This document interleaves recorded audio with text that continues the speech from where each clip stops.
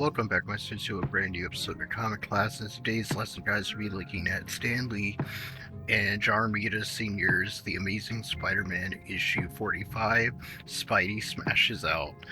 And yeah, in this issue, we basically get another confrontation between Spider-Man and the Lizard, and the battle that takes place inside this issue is actually really cool and interesting. So yeah, this should be a really good story. So without further ado, let's jump right into today's story. Let's go. So this story basically starts off with Spider-Man basically dealing with the broken arm that he has sustained in the last issue, and we get to see that with this broken arm, he basically goes to fight and thwart a robbery attempt basically that was happening. So we got, this nice rescue scene basically of him thwarting a robbery attempt on this guy that's just trying to, live his life in the city. And that was a really cool scene. But after that, we get to see that Peter basically is utilizing his webbing to basically create like a web line basically to walk across instead of having to use his one arm to basically swing around, since it's either causing him pain or it's a little too much for him to basically be doing over and over again, because he's really trying to find the lizard during this lookout basically.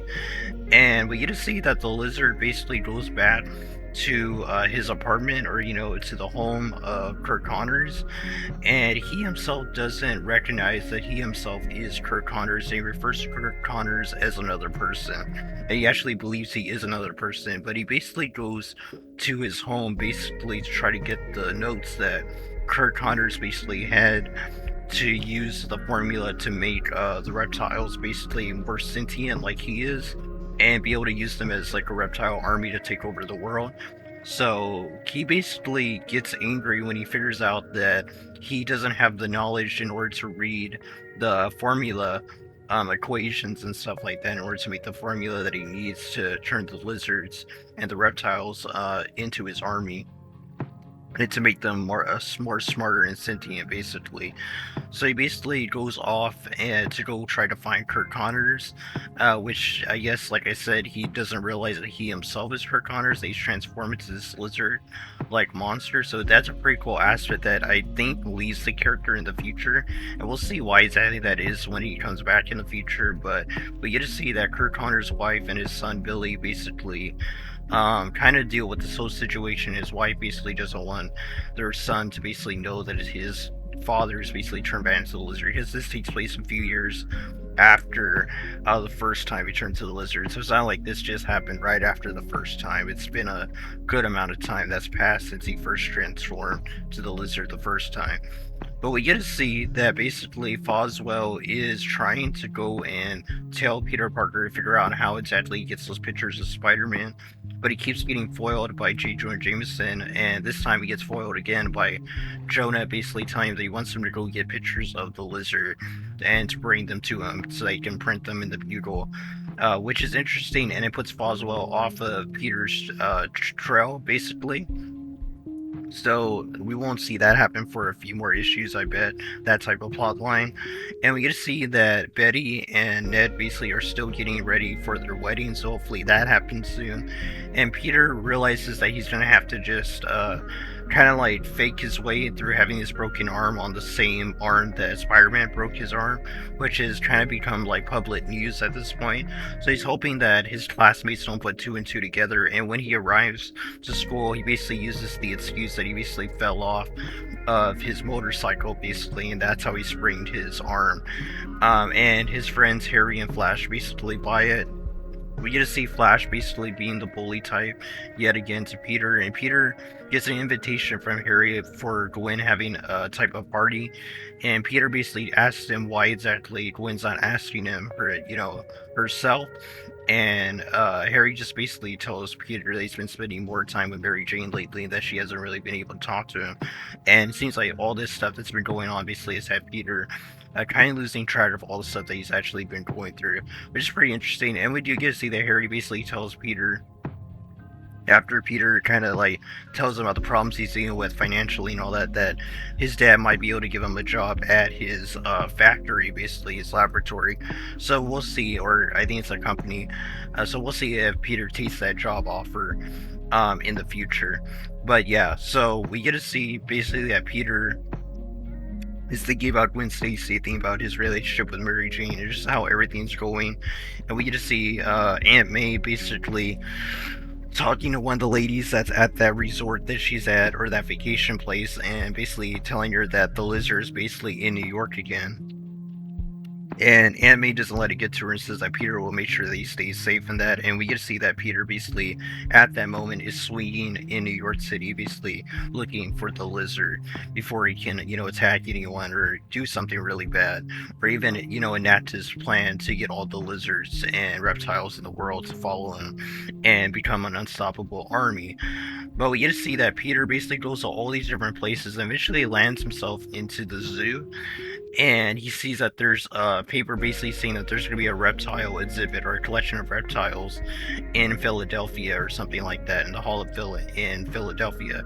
So he basically goes off and he tries to make it there, which I believe he says that he is about like 48 minutes. And I think he says the train leaves for Philly in an hour. So he basically goes off, and it takes him about 48 minutes to catch up to where the lizard and the train are. But he does get there, and he uses his spider speed to basically catch the lizard, not off guard. The lizard does notice Spider-Man before he makes contact, but he's too fast for him, basically, and he knocks the lizard to the ground off of the train. And they get into a fight, and it's pretty cool. We get to see Spider-Man basically hit him multiple times, but he seems to be invulnerable to Spider-Man's punches. But Spider-Man does realize that he is holding back because he doesn't want to hurt Kurt Connors, so he's not really going his full strength that he can do. But we get an awesome set of action panels with the lizard basically trying to hit Spider-Man with this giant steel beam, just showing how strong the lizard actually is. And they just keep fighting over and over and over, and eventually the lizard breaks open one of the carts of the train, and he lets out tons of reptiles and basically orders them to attack Spider-Man. So we get this really cool scene of Spider-Man basically getting surrounded by all these reptiles, and he gets to a battle with them and trying to subdue them without hurting them too much, considering that they're kind of innocent because the lizard's basically kind of like controlling them. He's kind of like the hive mind of all of these, like their king basically. So they're just following orders in a way, following his command. And we basically see that Mary Jane basically has an interaction with her aunt as well, kind of like what we see with Peter and his aunt. So they have a similar relationship, it seems, with these two characters. And she basically made him something to eat, and they basically go off to see Peter because Mary Jane's going to go off to party again, and she wants Peter to go with her, or was planning on inviting him to go and party with her. But it turns out when they go to Peter's house that he's not there. And they basically, Mary Jane basically says that he's probably out because he's young, he's probably out enjoying himself for the night. But what we do see after that is that Peter is in a battle with all these reptiles. So while he's fighting the reptiles, he eventually gets the upper hand by utilizing some of the reptiles' bodies and tails to basically get rid of some of these reptiles and knock them backwards. And like I say, he's trying not to hurt them too much, it seems, but trying to just keep himself away from danger from them and basically get them to back off. So the lizard basically tries to make a run for it, and Peter goes off and tells him.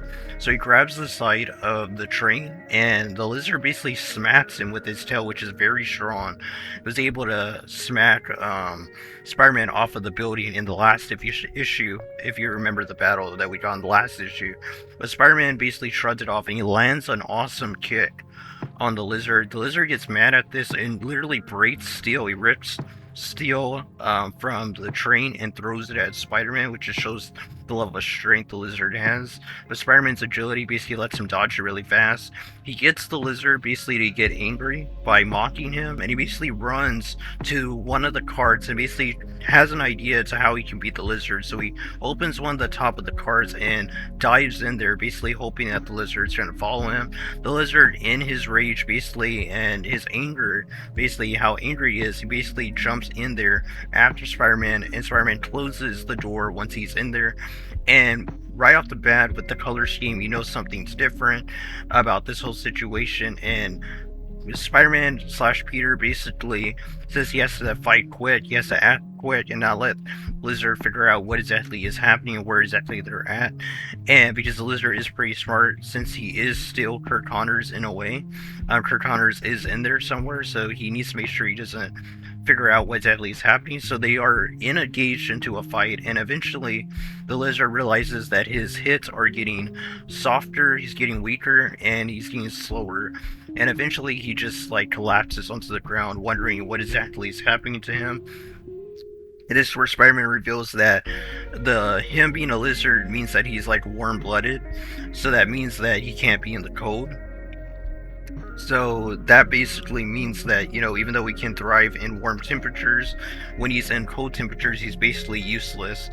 And he basically gets defeated in this way. So Spider-Man, once he's incapacitated, basically he webs him up, basically, and he stops the train and gets the attention of the train workers, basically, the train drivers, basically, and tells them that he needs to go back to New York City or find a way, get a train to basically take them to New York City, because I think another train is needed to take them back to New York City. So he basically does that, gets back into Kirk Connor's home, into his laboratory, his room, his laboratory at his house, and we get to see that Kirk Connor's wife and Billy basically are knocking on the door, wondering who exactly is in there. Eventually, Spider-Man lets them know that he's in there and that he needs them to believe that he's going to be able to fix the issue with Kirk Connors, and that he's doing everything he can on the other side of this door, basically. And he realizes that he only has one shot of getting this formula to work, because in just a few moments, the lizard's going to regain all his strength and just break out of his webbing like it's nothing like he usually would do. And Peter barely makes it in giving him the formula, basically, before he breaks out of his webbing, which he starts to do, and I guess he did. But then, once everything seems lost and Kurt Connor's wife and Billy are wondering what exactly is happening, Billy basically says that, look, it's opening, the door's opening, and Spider-Man and Kirk Connors are revealed to be there behind the door as the door opens, and Kirk Connors is fine. And Kirk Connors basically tells Spider-Man he doesn't know how he can thank him, because this is the second time he saved him and his family's life in a way for them to be able to live a normal life. And Spider-Man basically says that he's just going to take his leave, that he doesn't really feel like he's needed here anymore. So he basically leaves, and we get this really interesting moment where Stan Lee writes in to the author's notes, or author dialogue, basically saying that he wants us to basically, as the readers, fill in the dialogue for these speech bubbles, which I thought, or word bubbles, whichever you want to call them. I thought that was really interesting. I haven't really seen anything like that in a comic book before, so I thought that was really interesting, a thing that we should mention when it comes to paneling and story layout. Definitely interesting to see something like that in an old comic like this. But yeah, so Peter basically gets an interaction with Mary Jane and Harry as they're going off to party, and Peter basically tells them they can't party, that he needs to go home and basically just get his mind on, off of things and just, chill. So basically, they go off, and Peter, kind of thinks about it. Mary Jane's the right person for him because she seems to be too much of a party girl, but then he questions that maybe he himself just being too, stuck up, I guess you could say, or too like boring and that. So I thought that was really interesting. It shows more development into Peter's character in looking at his inward problems and outward problems, and trying to figure out where exactly he stands and what is right or wrong. Because sometimes you can see things as bad, but it could be you being part of the problem. So I really enjoyed that bit of dialogue. So he basically heads back home, wondering how Aunt Mason react to him having a sprained arm, and how she'll react to him riding a motorcycle. And he has to lie basically that his arm was sprained, because he can't come out and say that he got it sprained fighting the lizard as Spider-Man. So he has to make a lie, such as falling off his motorcycle. But Miss Watson, basically, Mary Jane's aunt, basically does show up once Peter comes back home, and she gives him the food that she made for him. And Peter basically tells her not to worry when she worries, and once she wonders if she should call Aunt May, telling her about Peter's sprained arm. But he basically tells her not to worry about it, that it's only a sprain, it's not broken, and that everything will be back to normal in a few days. And yeah, so we get to see basically that Peter goes into the house and he basically, like I said, he tells her that everything's to be okay. And she just goes back home, I guess, and says, and she says your aunt worries about you. And that is true, as we know, as we've seen. And Via's character, that's kind of like one of her themes, that she worries about Peter a lot. So yeah, so we'll see how that plays out. If anything comes about in this few issues or not. But Peter basically goes in, he basically says he doesn't even feel like eating because of all the stuff he's dealing with, all the stress and that. He basically throws his Spider-Man suit either on the ground or in the closet, and basically just sits down on his bed, just wondering why things are just always coming apart and always, being so hard for him, and that it'd be so much easier just to be able to give up being Spider-Man and be able to just deal with his personal problems. I think that's really cool. And it is something that it does get a little old hearing that same argument from Peter in a lot of issues, but I do understand it's part of the character. And hopefully it doesn't happen too often once we get farther along throughout this run. And in future runs, if we cover future runs too. But, the issue ends basically with Kirk Connors talking with his wife and son. Basically, they're all talking about how they would love to repay Spider-Man, but in their minds, they feel like someone like Spider-Man with his powers, he probably can't have anything he wants. He probably has everything he needs and wants. And, he basically, as they say, a person like him probably has everything a man could wish for. And that's how the issue ends, with a bit of irony in that Peter really doesn't have anything but the ability to save people when he makes other people's lives better and saves their lives in certain instances and makes the city a safer place. And yeah, basically that's the issue. And it says Nets, Peter Parker's pad. So the next issue should be the introduction of Shocker, which should be really cool. Shocker is an okay villain, at least by what I've seen. I've never read a lot of his comics. I basically see him in only other media, Spider-Man media. So it will be interesting to see his origin. Hopefully we get his origin story in the next issue. And hopefully we get an awesome battle between Spider-Man and Shocker, and their first ever battle, hopefully.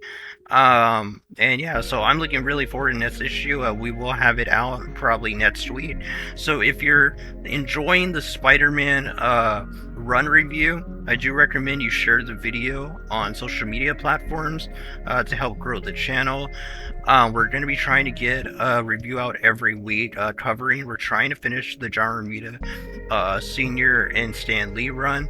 We're going to be just pumping the videos out, and if the series starts getting more views, we'll probably try pumping out more reviews faster than once a week.